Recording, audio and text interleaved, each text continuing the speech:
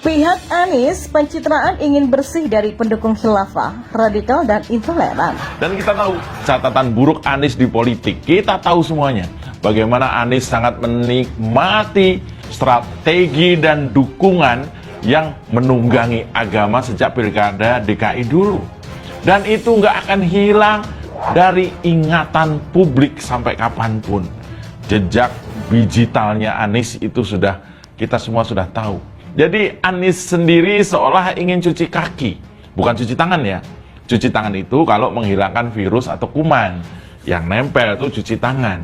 Tapi kalau mau menghilangkan kesan kadrun, ya harus cuci kaki. Karena memang Anies Baswedan ini ketika dia mau maju menjadi capres 2024 nanti, dia akan berusaha untuk melepaskan dirinya dari kelompok-kelompok radikal atau pendukung-pendukungnya di tahun 2017 lalu, atau menyembunyikan kelompok ini gitu. Karena kalau sampai mereka lebih populer, lebih tenar, lebih nyaring dukungannya terhadap Anies Baswedan, maka kemungkinan besar Anies akan kalah di Pilpres 2024 nanti. Satu Indonesia udah tahu. Jadi ini nggak mungkin diubah, nggak mungkin bisa diperbaiki. Ibaratnya tuh kayak permen karet nempel di celana. Susah bersihnya. Bisa sih, susah tapi. Masih banyak politikus kita yang memanfaatkan mereka demi dapat suara. Sistem demokrasi kita yang menganut one man, one vote membuat para pengasong agama itu juga punya hak suara.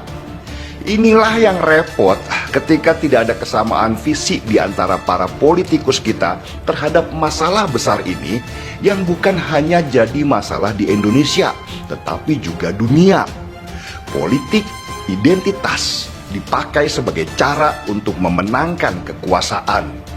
Agama dijual murah demi kekayaan. Ya, beberapa hari yang lalu ada kegiatan dukungan FPI Reborn pada Anies Baswedan. Berikutnya ada kegiatan yang kali ini diikuti oleh mantan HTI dan napi teroris. Pertanyaannya, kenapa bisa berurutan seperti itu waktunya? Bahkan ketika baru saja Anies mendapatkan sorotan positif setelah Formula E sukses diselenggarakan di Jakarta, Anies memang sedang menikmati masa-masa puncaknya. Formula E sepertinya akan menjadi akhir dari sederet prestasinya setelah beberapa janji kampanyenya dulu gagal tertunaikan. Memang Anies sedang menuju di akhir masa baktinya di DKI Jakarta, yang itu artinya kesempatannya untuk memperoleh sorotan dari kiprahnya di bidang pemerintahan akan segera berakhir. Sementara pada kenyataannya semua apa yang telah dilakukannya sebagai gubernur DKI Jakarta nggak berhasil membawanya ke puncak elektabilitas Capres 2024 seperti yang telah dilaporkan beberapa lembaga survei. Anies masih kalah dari Prabowo Subianto yang sudah entah berapa kali kalah dalam pemilihan presiden dan hanya kejaran-kejaran bergantian saling mendahului dengan Ganjar Pranowo yang cuman gubernur Jawa Tengah. Kenyataan tersebut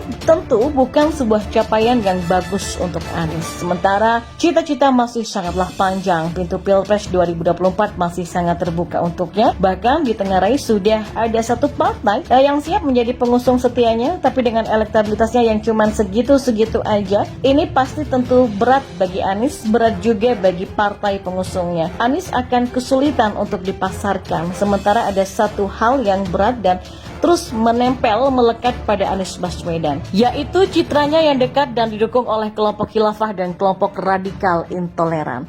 Nah, untuk kelompok pendukung khilafah, jelas ini hanyalah masalah dendam dan kepentingan sesaat saja. Mereka dendam pada pemerintahan Presiden Jokowi karena telah membubarkan HTI. Sementara kelompok radikal intoleran adalah ampas dari Pilgub DKI Jakarta 2017 yang mengantarkan Anies sebagai pemenangnya. Kelompok-kelompok ini jelas anasir berbahaya bagi Anies di masa depan. Mereka ini bisa menjadi batu sandungan baginya untuk bisa memperoleh dukungan tambahan. Lihat apa yang dipersyaratkan Koalisi Indonesia Bersatu bikinan Golkar, P3 dan PAN tentang calon presiden yang akan didukungnya. Di situ jelas bahwa Anies tidak akan masuk kriteria mereka. Dari sini kemudian bisa dimengerti ketika kemudian Anies dan pihak yang di belakangnya punya kepentingan untuk membersihkan diri dari kelompok-kelompok anasir ini. Anies ingin menjadi toleran, nasionalis dan anti khilafah. Jadi jangan heran ketika kemudian pihak Anies menolak berbagai dukungan dari kelompok-kelompok itu yang aksinya seperti sangat terorkestrasi tersebut. Anies ingin bersih pastinya. Nggak cukup sampai di situ saja, usai sekelompok orang turun ke jalan mendeklarasikan dukungan Anies dengan mengatasnamakan FPI Reborn, kali ini muncul lagi kelompok bernama Majelis Sang Presiden Kami.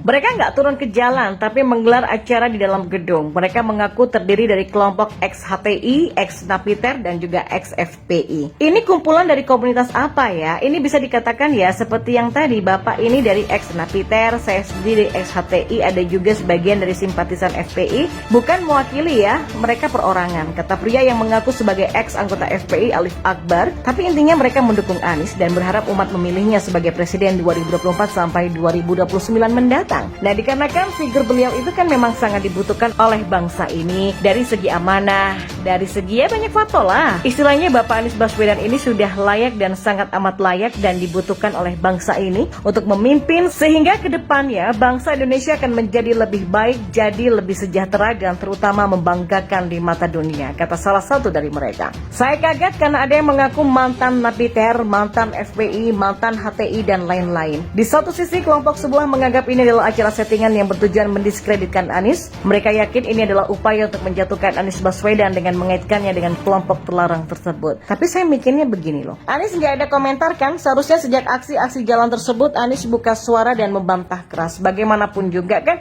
Anies sangat sulit melepaskan diri dari kelompok ini. Kita tahu di tangan pemerintah, kelompok HTI, FPI, dan sejenisnya itu telah diberangus. Jadi otomatis mereka jadi benci dan dendam kepada pemerintah. Dendam ini akan terus melekat di otak bagai lem setan, hampir nggak mungkin dilupakan.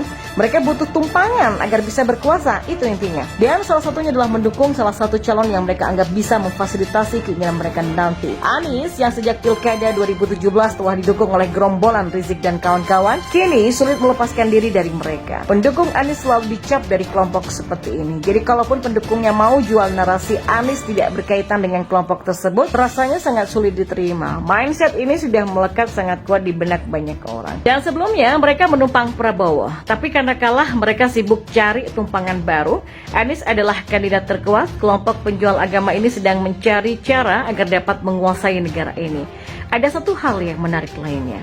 Acara deklarasi dukungan Anies sempat geger karena terlihat ada bendera yang diduga atribut HTI di atas panggung acara. Nah, setelah ratusan massa selesai menyanyikan lagu kebangsaan dan memasuki sesi doa bersama, dua orang panitia meminta agar acara dihentikan sementara karena atribut tersebut. Jadi satu orang panitia acara tersebut khawatir jika bendera itu berada di atas panggung, maka akan menjatuhkan citra Anies. Dia juga meminta agar atribut tersebut untuk segera diturunkan. Turunin itu bendera. Antum sayang Pak Anies nggak? Kalau sayang turunin itu bendera, kata salah satu panitia kepada seseorang yang entah merupakan panitia atau peserta. Dan setelah sedikit perdebatan, akhirnya atribut itu pun diturunkan sehingga hanya tersisa bendera merah putih. Cobalah pikirkan, bukankah itu adalah sebuah pencitraan murahan? Kenapa turunkan? Mungkin saat ini mereka berlagak bijaksana karena ingin membuat Anies terlihat baik dan santun seperti yang terjadi saat awal kampanye Pilkada DKI dulu. Atau biar ada kesan Anies nggak terkait HTI, nggak ada gunanya menyembunyikan atribut HTI itu. Kita bisa menebak bagaimana cara mereka mencari muka. Sekarang sok bijak, nanti kalau udah berkuasa bisa jadi atribut itu akan berkibar makin masif dan terang-terangan. Sifat aslinya sudah terlihat saat awal. Mereka memasang atribut tersebut sedari awal dan memang itulah hasilnya. Hanya saja karena banyak resistensi makanya berpura-pura mengalah. Nanti kalau sudah menang mereka bakal kelihatan watak aslinya. Dan ini bukan berita yang bagus loh untuk kita semua. Ingat, mereka mungkin gak frontal dalam waktu singkat. Dan setidaknya mereka ingin dibiarkan tanpa diganggu agar bisa berkembang biak seperti di era mantan prihatin itu. Pelan-pelan berkembang lalu menguasai negeri ini. Ngeri loh kalau membayangkan ini. Apalagi kalau presidennya gak becus dan didukung mereka juga, akhirnya negara bisa kacau.